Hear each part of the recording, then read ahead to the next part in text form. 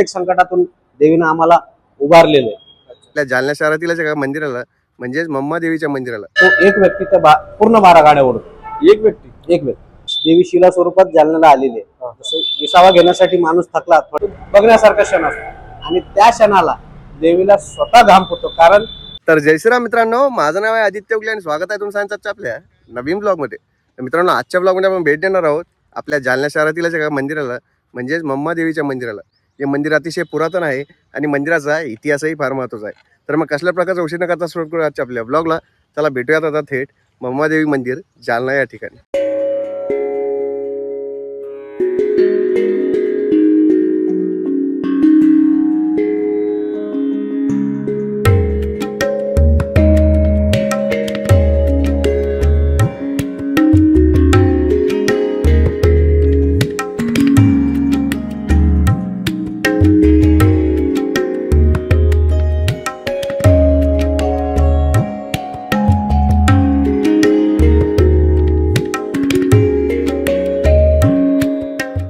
मित्रांनो, जसं की आता आपण जालना येथील श्री मम्मा देवी मंदिर या ठिकाणी आलेलो आहोत. तर आता आपल्याला दादा या ठिकाणची काय इतिहास आहे, काय माहिती आहे सांगतील. दादा, मला पहिले तुमचा परिचय सांगा, त्याच्यानंतर आपण माहिती. नमस्कार, मी मस्तगडचा रहिवासी शुभम साहू, फेटेवाला म्हणून मला ओळखतात, फेट्याला शुभम म्हणून. देवीचा सेवक आहे मी. नवरात्रीचे जे मुख्य शृंगार असतात त्यांचं सेवेकरी म्हणून मी देवीच्या सेवेचं काम करतो. आज हा मंदिर सुमारे जवळपास 200-250 वर्षांच्या अगोदरपासून प्रचलित आहे. या मंदिराची प्रख्याती खूप जुनी आहे आणि खास म्हणजे आज संपूर्ण मराठवाड्याची एक ओळख म्हणून आज हा मंदिर उभा आहे एवढ्या भव्य रूपामध्ये. इथला जे आतमध्ये आपण बघू शकता की पूर्ण इंदोरच्या कारागिरांनी हा काचेचं नकाशी काम केलेलं आहे. या कामाला कमीत कमी सुमारे 7 ते 8 वर्ष लागलेले पूर्ण काम पूर्ण व्हायला. आणि त्याच्यामध्ये आता इतिहास म्हटलं तर सुमारे आता 200-250 वर्ष अगोदर शिला स्वरूपात देवी होती. इथे एक भक्कू नावाचा कुंभार, एक जसं आपण माती वाहतो तसं मातीच्या ढिगारामध्ये देवी शिला स्वरूपात गध्यावर, म्हणजे वाहन जसं काल रात्रीचं वाहन गधा असतो, गाढव असतो, तसं देवी शिला स्वरूपात जालन्याला आलेली आहे. जसं विसावा घेण्यासाठी माणूस थकला, थोड्या वेळासाठी विसावा घेण्यासाठी थांबला आणि देवीने आज ही स्थिती वस्तुस्थिती म्हणून ग्राह्य केली आणि ती जे मस्तगड किल्ला होता त्या गडाची आई म्हणून ओळखले गेली. जालना मस्तगड हा खास करून मम्मा देवी मंदिराच्या नावाने ओळखला जातो आणि त्याच्यात नवसाला पावणारी म्हणून या देवीची प्रख्याती आहे. आता अगोदर फक्त शिला स्वरूपात एक लिंबाचं झाड होतं. आता जसं आपण पुढे जाऊन तुम्हाला तो स्तंभ दाखवेल, त्या स्तंभाच्या जागी एक लिंबाचं झाड होतं. त्या खाली फक्त देवीची शिला स्वरूपात मूर्ती होती. आणि जसं जसं भाविकांची श्रद्धा वाढत गेली, जसं जसं देवी प्रत्येकांच्या नवसाला पावत गेली, तसं तसं देवीचं स्वरूप आणि मंदिराचं स्वरूप वाढत गेलं. आता आमचे आजोबा पंजोबा सगळ्यांच्या आम्ही तोंडून सगळे देवीचे म्हणजे पूर्ण चमत्कार वगैरे देवीची प्रख्याती सगळी ऐकलेली आहे. आणि देवीचे म्हणजे खास करून सगळ्यांचे श्रद्धास्थान आहे. तुम्ही जेवढ्या श्रद्धेनं तिला नमस्कार करताल, जेवढं त्यांच्या श्रद्धापूर्वक भक्तीने तुम्ही पाय पडताल, तेवढी देवी तुम्हाला शक्ती अजून प्रदान करते. एवढी आम्हाला खात्री झालेली आहे. प्रत्येक संकट, तो छोटा असो मोठा असो, प्रत्येक संकटातून देवीनं आम्हाला उभारलेलं आहे. म्हणजे तुम्हाला अनुभव आहे तिथलचे भरपूर. हे मंदिर साधारण कोणत्या काळातलं सर? आता तसं म्हटलं तर ब्रिटिश काळाच्या अगोदर, म्हणजे इंग्रजांचे राज्य येण्याच्या पहिल्यापासून देवीचं स्वरूप इथे आहे. परंतु नंतर जसं जसं महिमा वाढत गेली तसं तसं मग मंदिराला थोडं थोडं करून स्वरूप वाढत गेलं.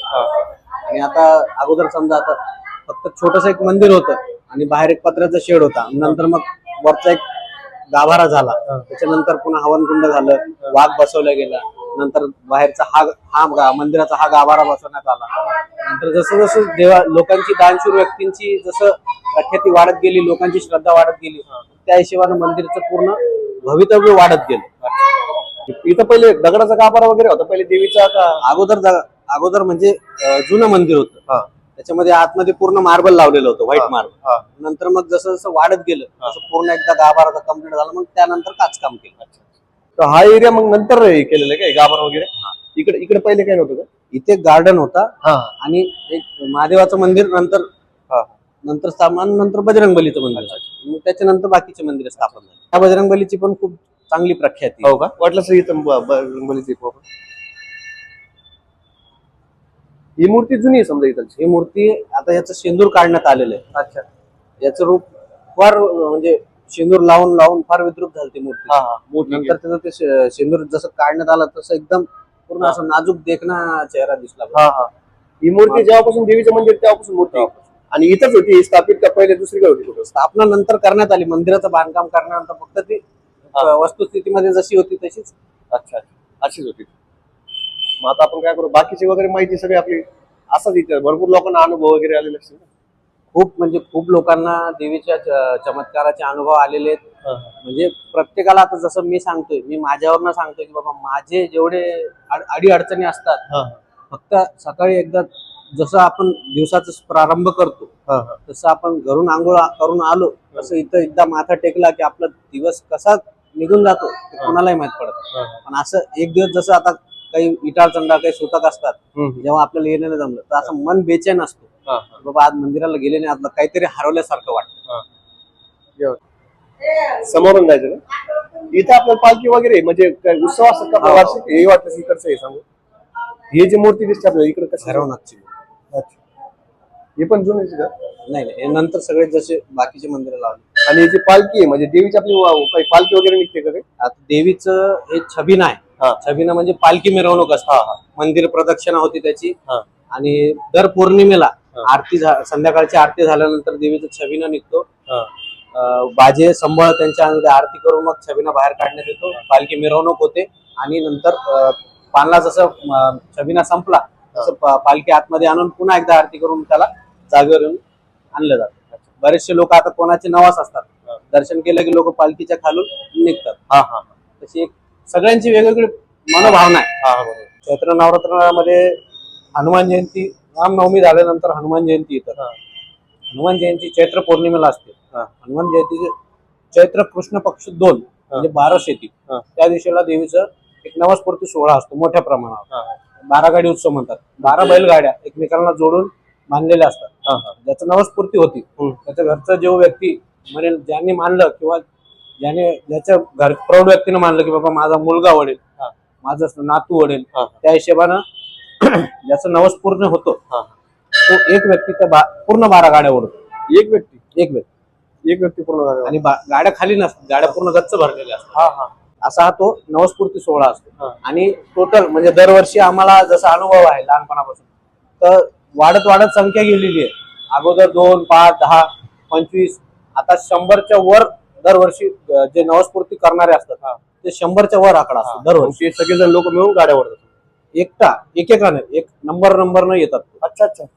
जालन्याचा जो रेल्वे स्टेशन आहे, रेल्वे स्टेशनहून हा मार्ग म्हणजे हा जो सरळ रस्ता दिसतो त्या रस्त्यानं स्टेशनच्या गेट पासून तर इथपर्यंत गाड्या येतात. संध्याकाळी 6 वाजता जो कार्यक्रम सुरू होतो तर रात्री इथे 10:30-11 पर्यंत गाड्या येतात. एक गळकरीला 15 पावलं, 20 पावलं, 30 पावलं जसं टायमिंगचं आणि अंतराचं भान ठेवून त्या हिशोबाने ओढवल्या जातात. आणि जो शेवटचा गलकरी असतो जो देवीचा कठाळा म्हणून त्याला ओळखला जातो, तो शेवटचा जो गळकरी असतो तो फक्त नारळ पडेल, देवीचे पाय पडेल, नारळ पडेल देवीच्या गाड्यापाशी, त्याच्या गाड्या पाठीमागे त्या गळकरीच्या पाठीमागे गाड्या पडतात. तो बघण्यासारखा क्षण असतो. आणि त्या क्षणाला देवीला स्वतः घाम फुटतो, कारण देवी त्या नवस्फूर्ती करणाऱ्याच्या पाठीशी स्वतः उभी असते आणि त्या गाड्यांचा पूर्ण भार देवीवर असतो. तो क्षण सर्वात मोठा चमत्काराचा क्षण असतो. त्यासाठी पूर्ण महाराष्ट्राची पब्लिक, इव्हन महाराष्ट्राच्या बाहेर गावाची पण पब्लिक तो चमत्कार बघण्यासाठी जालन्याला हजेरी लावतात. अच्छा. आणखी काय काय उत्सव साजरे होते आपल्या? आता मंदिराचे मुख्य 2 नवरात्र असतात. अश्विन नवरात्र, मोठे नवरात्र ज्याला म्हणतो आपण, आणि चैत्र नवरात्र. चैत्र नवरात्रामध्ये देवीचे घटस्थापना होती. पूर्ण 9 दिवस सकाळ संध्याकाळ महाआरती होती. त्याच्यानंतर 7व्या माळीला छबिना निघतो. त्याच्यामध्ये भरपूर प्रमाणात लोक येतात बाहेरगावून दर्शनासाठी. आणि छबिनामध्ये आतिषबाजी होती. गाजासहित एकदम ढोल ताशांच्या गजरामध्ये देवीचा उत्सव प्रारंभ होतो. चैत्र म्हणजे गुढीपाडवा जो असतो त्या दिवशी पहिली माळ असते देवीची घटस्थापना. आणि नंतर जसं तर हे 7व्या माळीचं झालं. अष्टमीला आपलं नवरात्राचं हवन होतं. अष्टमी आणि नवमी तिथीमध्ये दोन्ही मिळून एकत्र, म्हणजे अष्टमी संपायच्या टायमाला अर्धा दिवस झाल्यानंतर अष्टमी आणि नवमी, अष्टमीला चालू होतं हवन, नवमीला संपत पूर्णावती सप्तशती पाठाचं हवन असतं मंदिराचं. आणि ते झाल्यानंतर आषाढ मास, आषाढीमध्ये जसं देवींचे पालना मिरवणूक असते, देवीचा जो आपण पाळणे चढवतो तशी देवीची भरपूर मोठ्या प्रमाणावर उत्सव साजरा केला जातो. भरपूर प्रत्येक समाजाचे लोक आपापल्या परीनं छबिना घेऊन म्हणजे पालना घेऊन देवीचे पाणी घेऊन येतात, देवीला चढवतात. आणि अश्विन महिन्यामध्ये पूर्ण महिनाभर सकाळी दररोज लोक देवीला पाणी टाकायसाठी येतात. आषाढ मास आपलं झालं.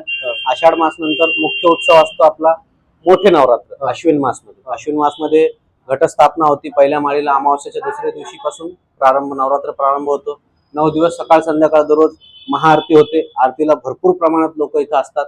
आणि त्या नवरात्रामध्ये लोकांचे ज्यांचे नवस असतात, ज्यांचे नवस पूर्ण होतात, ते 9 दिवस इथे मुक्कामासाठी मंदिरामध्ये स्थायिक होतात 9 दिवसासाठी.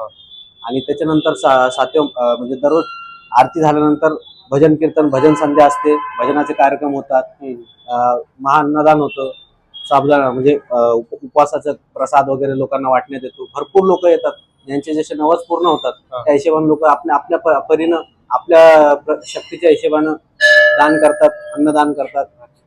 आणि देवीचं शिंगार, मुख्य शिंगार देवीचा मोठ्या नवरात्रामध्ये असतो एक.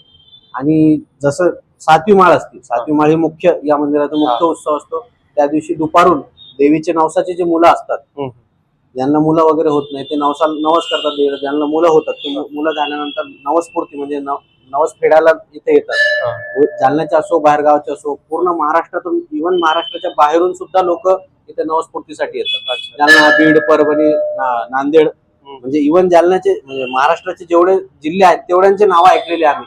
जसं आम्हाला ज्यांच्याशी हे होतं की बाबा देवापाशी आमच्या मुलाला दर्शन करून आम्ही फार लांबून आलो, आता कुठून आलात, या गावावरून आलो, त्या गावावरून आलो, असं भरपूर आम्हाला बाहेरगावाच्या लोकांचे अनुभव आलेले की जे जिथं थकले त्यांचं सगळ्यांचं इथं काम झालं. दादा आपलं हा मुख्य गाव आहे आणि हे देवीचा तांदळ, हा तांदळ समजा हाच तांदळ तेव्हापासून समजा हा नंतर जसं प्रचलित होत आलं मंदिर, जसं प्रख्याती वाढत गेली त्या हिशोबाने दानशूर व्यक्तीने आपल्या परीनं जसं मंदिराचं स्वरूप वाढत गेलं. काही लोकांनी चांदीचे दान वस्तू केल्यात दानमध्ये, कोणी दागिने केले. देवीच्या सेवेमध्ये ज्याला जे अर्पण यथाशक्ती अर्पण करता येतं तो तसं आपल्या परीनं दान करतो. म्हणजे देणारी तीच आहे, पण आपल्याकडून घडवून घेणारी ती आहे. आमची मान्यता अशी. आणि मुख्य म्हणजे जे देवीचं स्वरूप असतो ते नवरात्रमध्ये अजून जास्त शिंगाराला भर येतो.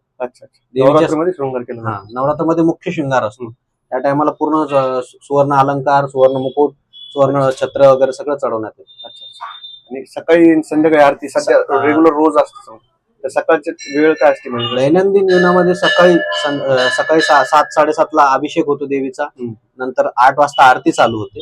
नंतर दररोज 12 महिने देवीचं अन्नदान होतं, खिचडी प्रसादाचा वाटप होतो मंदिरातर्फे. आणि नंतर जसं पौर्णिमा असेल, काही तिथी असली तर त्या दिवशी गोड प्रसाद वाटण्यात येतो. मला एकदा आता देवीची आपण जी पहिले माहिती सांगितली की नेमकं देवीचं काय इतिहास, कुंभार जे होते त्यांच्या पाठीमागे जे आले तो काय इतिहास नेमकं अगोदर म्हणजे कसं दादा, आता देवी जालन्याची मुंबईची जी मुंबादेवी तशी जालन्याची ही मुंबादेवी, ही मुंबादेवीचं एक स्वरूप आहे. पण काल रात्री स्वरूपामध्ये देवी गाढवावर सवार होऊन आलती. म्हणजे देवीच्या एक कुंभार जो होता, भगू नावाचा कुंभार, त्याच्यासोबत देवी मातीमध्ये एक शिला स्वरूपात तिथे आलती. तो एक काही क्षणासाठी इथे थांबला, थकला असेल तो इथे थांबला आणि देवी त्यानं शिला खाली ठेवली. जशी त्यानं खाली ठेवली त्या टायमापासून देवी इथे स्थायिक झाली. आणि जसं जसं देवीचं महात्म्य वाढत गेलं तसं तसं देवीला रूप येत गेलं. असं त्याचं पाठीमागचं इतिहास.